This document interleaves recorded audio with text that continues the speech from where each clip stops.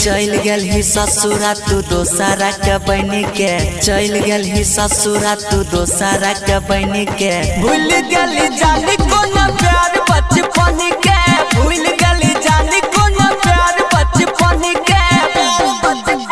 अगे जाइन न पैलो हम बात तोरा मन के जाइन न पैलो हम बात तोरा मन के भूल गली जानी कोन प्यार बचपन के भूल गली जानी कोन प्यार बचपन के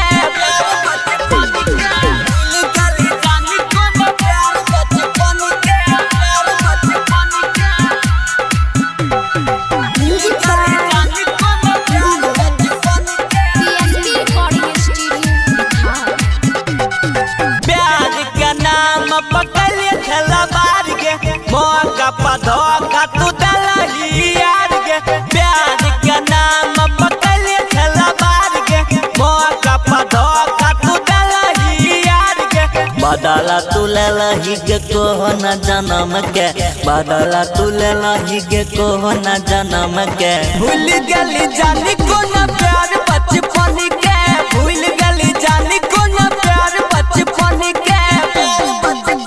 अगे जाइन न पैलो हम बात तोरा मन के जाइन न पैलो हम बात तोरा मन के भूल गली जानी कोन प्यार बचपन के भूल गली जानी कोन प्यार बचपन के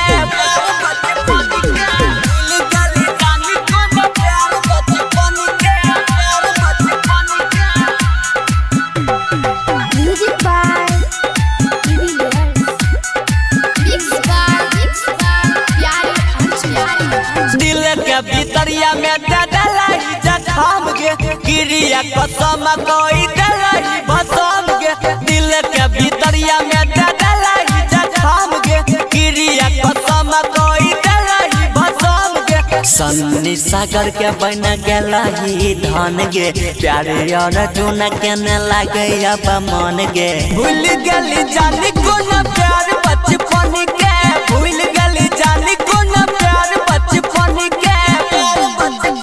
अगे जाइन न पैलो हम बात तोरा मन के जाइन न पैलो हम बात तोरा मन के भूल गली जानी कोन प्यार बचपन के भूल गली जानी कोन प्यार बचपन के